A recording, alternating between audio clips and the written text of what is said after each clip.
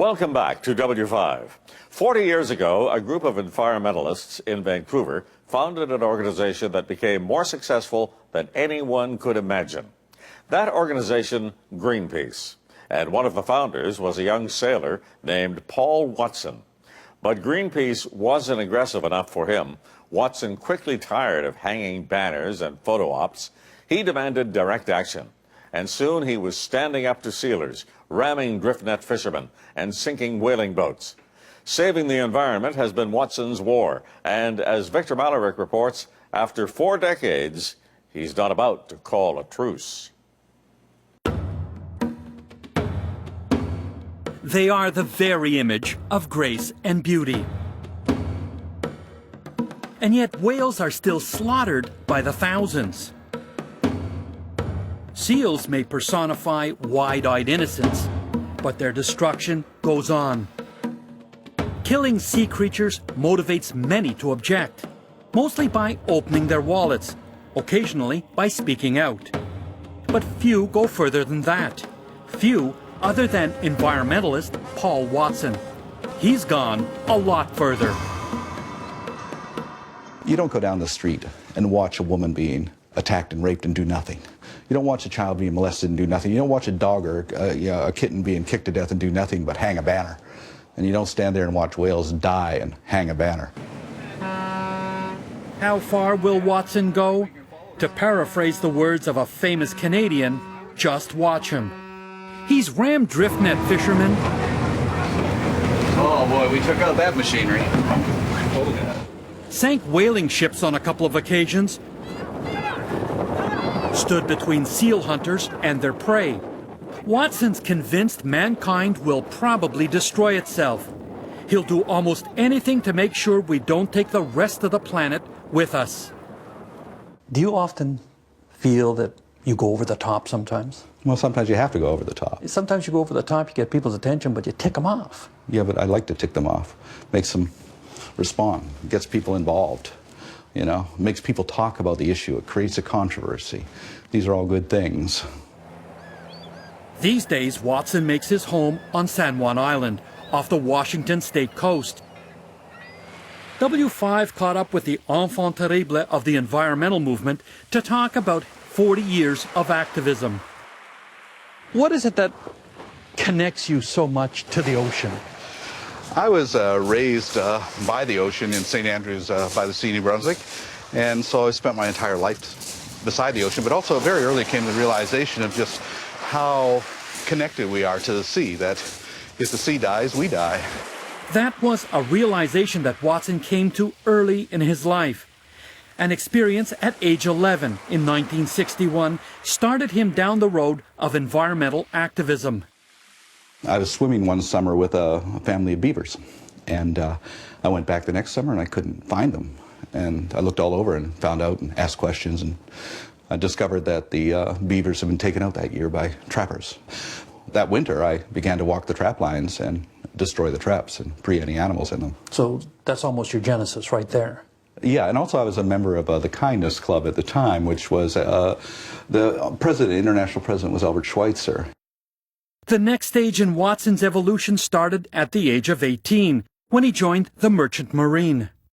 And it was that combination of skills, an experienced sailor and a dedicated environmentalist that made Watson an ideal fit in a new organization being founded in the early 1970s in Vancouver. I was a founding member of Greenpeace, but they now had a revisionist turn of events, and now I'm described on their website as just an early member. They've removed me from their founding members, even though my membership number is 007. Yeah. Which means I'm the 8th founding member because Bob Hunter was 000. For years, the two fought side by side. One of their most notable achievements, bringing French actress Brigitte Bardot to Canada to witness the killing of baby seals. He also fought in their anti-whaling campaigns. Bob Hunter and I worked out this idea to put ourselves between the harpoon and the whales. We were reading a lot of Gandhi at the time, so we thought that they wouldn't risk killing a human being to kill a whale. But learning just how wrong he was became another defining moment in Watson's life. He was in an inflatable boat running interference when the Russians fired and hit a whale. And he came up and out of the water at an angle so that the next move was to come right down on top of us and crush us. And I looked up into this eye as it rose up out of the water, and it was an eye the size of my fist. And when I saw that, I really changed my life forever, because what I saw was understanding. The whale seemed to understand why we were there, and I could see the movement it made as it pulled himself back and he began to slide back into the sea. I saw his eye disappear beneath the surface, and he died. Could have killed us, and chose not to do so. Later, Watson discovered that one of the primary uses for whale oil was for the Russian nuclear weapon industry. I said, here we are, destroying this incredibly intelligent, beautiful, socially complex, sentient creature for the purpose of making a weapon meant for the mass extermination of human beings. And that's when it just struck me. We're insane. Our entire species is insane. So Watson came up with a plan, a new approach to environmental protest. Short of injuring people, he would do anything, regardless of how violent or destructive, to save other species. Too extreme for Greenpeace. They threw him out. So in 1977, he founded the Sea Shepherd Society. Self-styled environmental pirates of the sea, complete with their own version of the Jolly Roger. Some of the greatest pirates in the world were in fact very positive figures. John Paul Jones, who founded the United States Navy, was a pirate. Sir Francis Drake, Sir Walter Raleigh, Jean Lafitte, all pirates. Is Paul Watson a pirate? If they want to call me a pirate, I'll be a pirate. I don't mind. It's somewhat romantic. The kids love it anyway. They love that logo. Watson bought a new ship in 1979 and set out on his first mission, to stop the annual seal hunt on Canada's east coast. A campaign that would take more than a decade to win. The sealers said that we could never make it there without icebreakers, but we did make it there, and we succeeded in reaching over 1,000 seals, applying a dye to their coats, making them commercially valueless, and in fact saved those 1,000 seals in that manner. Spraying dye on their coats wasn't his only strategy. Other years, he and his crew stood between the sealers and their victims, often putting their own lives at risk. In 2 occasions, I've been beaten up by sealers in front of the Mounties while they watched. Eventually, his tactics forced the Canadian government to intervene with the RCMP and the Coast Guard, a cost of several $1 million. This time, when Watson got too close to the sealers, the Coast Guard rammed his ship.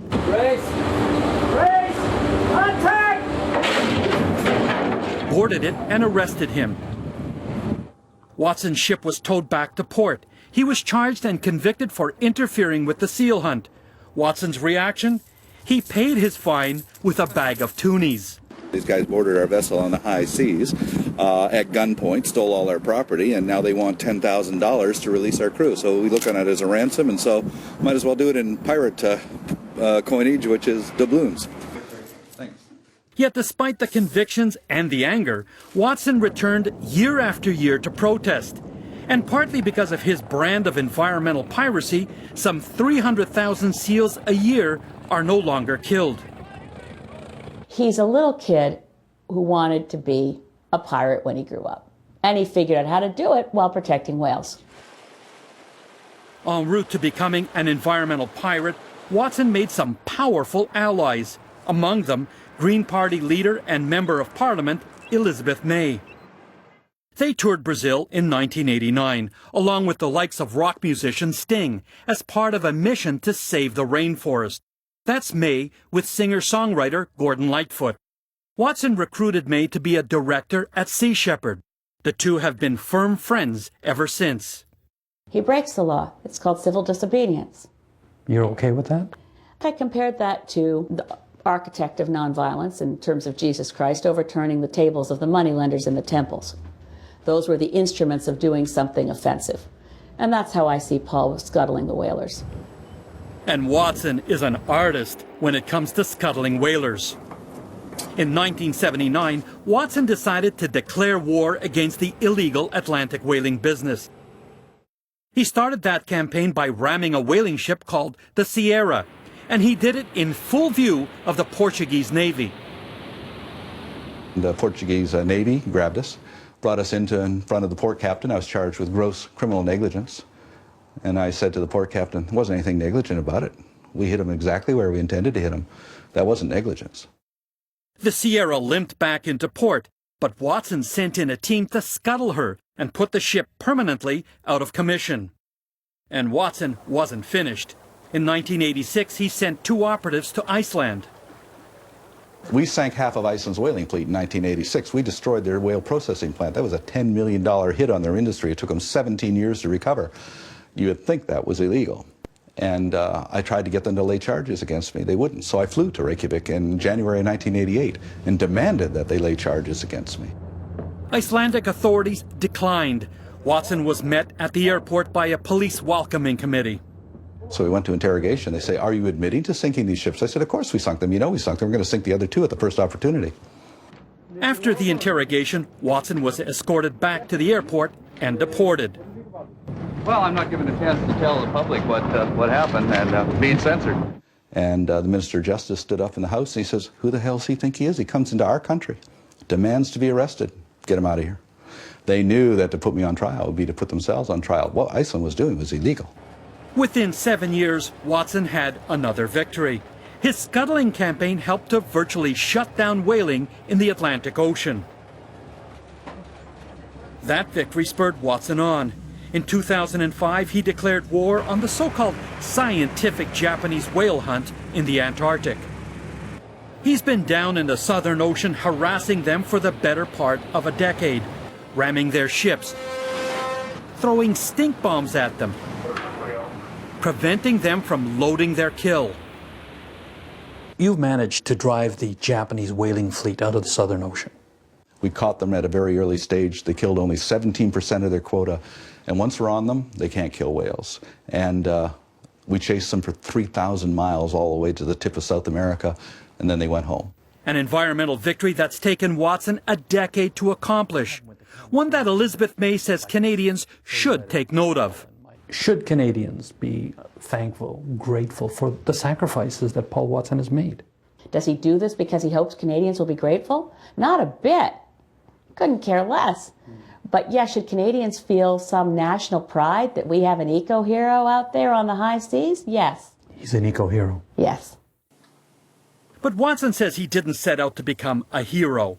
He set out to stop mankind from destroying the planet at almost any cost. So for you, it's charge up the hill, take no prisoners. Really, all I'm interested in is defending my clients. And my clients are whales or dolphins or sharks or fish, not people. Next, You get under a lot of people's skin. That's my job. alienating his enemies and his friends. You cannot trust him as far as you can throw him. How constantly rewriting the rule book gets Paul Watson results when CTV's W5 continues.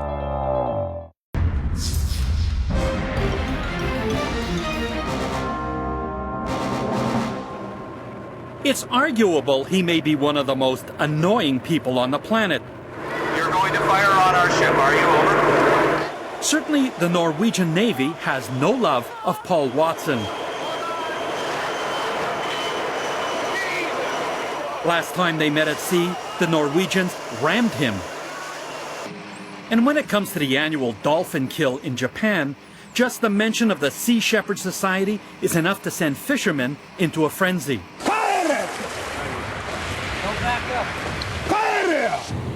Even Canadians, his own people, don't seem overly fond of Watson or his volunteers, particularly the sealers on the Ile de Magdalene. You get under a lot of people's skin. That's my job, to piss people off, make them think. I'm not here to win any popularity contests. I'm here to, I'm an acupuncture needle. Stick it in there and make them respond. But do you think you also alienate a lot of people? Yeah, but they need alienating. But alienating people has a price. Watson has lost a lot of friends and colleagues, like former Greenpeace ally Patrick Moore. He's not nice, and that's why people generally don't like him. This is World Disarmament Week! Moore and Watson may have shared a passion to save the environment, but today, Moore is one of Watson's most blunt critics. He is an extremely difficult personality. He is impossible to deal with. You cannot trust him as far as you can throw him. He will turn on you at any instant and do it to his own advantage. Moore says that attitude has cut Watson off not only from his allies at Greenpeace, but from other environmental groups. And it's made him some other enemies, like the people on the Île de Magdalene. They nearly killed Watson in 1995. Combing seal pups produced the kind of wool that German manufacturers were willing to pay for. Watson wanted to replace clubbing seals with combing them. Sealers were not impressed. I think the exact words were, "We don't want anything to do with a faggoty idea like brushing seals. Seals are meant to be clubbed, not to be coddled." That was the words they used. In fact, the sealers were so upset with Watson that a mob attacked and beat him. He had to be escorted to the airport by the police. And then we got to the airport, and then they got me behind the security thing, and then a mob of a couple hundred people started coming in, smashing everything, and they got a plane there, threw me into the plane without a coat, without money, without anything, and flew me to Moncton. After a brief checkup at the hospital in Moncton, New Brunswick, he was back on the ice floes, being as confrontational as ever. When those sealers in the Magdalene Islands attacked me, the Minister for Fisheries, I think it was Brian Tobin at the time, said, "Well, I can understand their frustration." So They're physically attacking you. They're breaking the law. They're trying to actually probably kill you. but he can understand their frustration. In 2008, Watson's abrasiveness blew up in his face again. The Coast Guard was towing a boat full of sealers clear of the ice when their boat flipped. 4 men from the ship, l'Acadienne II, drowned. Watson expressed more sympathy for dead seals than dead sealers. Yes, it's a tragedy. And I says, and it's also a tragedy that they're killing 325,000 seals out here. That was my statement. You can ask him anything. And the controversy lost him the support of one of his staunchest allies. You were angry with him over those comments. Oh, absolutely. I was so offended, and I said, Paul, you can't say that, and I can't be on a board where you can say that because I get associated with your remarks. So that's when I left the board. That year, when Watson's ship, the Farley Mowat, tried to tie up for supplies on the Île de Magdalene, once again they were met by angry sealers who refused to allow them to dock. Paul Watson is certainly not a welcome in our country either. It's certainly not in the province of Newfoundland and Labrador. Watson's abrasive antics certainly drew the attention of former Newfoundland Premier Danny Williams. He called Watson a terrorist and didn't want him setting foot in the province. I said, you know, I'm a Canadian. If I want to go to Newfoundland, I'll go to Newfoundland. And Danny Williams can either arrest me or shut the hell up. I'm getting tired of people calling me this name without following up on it. If you're a terrorist, arrest me, you know. I find the fact that the Sea Shepherd Society has ever been associated with the word terrorist to be deeply offensive and wrong. This is straight Swan to Puka. Yeah. Yeah. Lighthouse at the end of the San Juan Island here. Through all the controversy, Watson remains unconcerned. So you see harbor seals coming up here, and you occasionally see orcas. You see orcas here a lot. His bottom line, show me a whale who objects to what I'm doing, and I'll stop. When it comes to what you do, does it always have to be a confrontation? Well, that's what I do. You know, that's, I guess, what I specialize in. And even his staunchest critics admire his absolute dedication to the cause. Perseverance furthers, and that's Paul in a nutshell, is by year after year after year, after the rest of us have all gone off in different directions in our lives, Paul is still there trying to stop the last whaling fleet in the world from slaughtering hundreds of whales every year, and succeeds. He'll need all that perseverance. The Japanese are back in the Antarctic. This time they spent $27 million for a military escort to stop Watson. This is a superpower that's treating us like we're a nation that they're at war with, which is just really amazing. A little intimidating for most. Just another day at the office for Watson. He is once again in the Southern Ocean harassing the Japanese whaling fleet. I like to cite the example of Nelson Mandela in 1972. The very idea that that man would be president of South Africa was unthinkable, unimaginable, impossible. Yet it happened. So I believe the impossible can become possible. And it becomes possible through the application of courage, imagination, and passion. Those are the three. We'll be right back.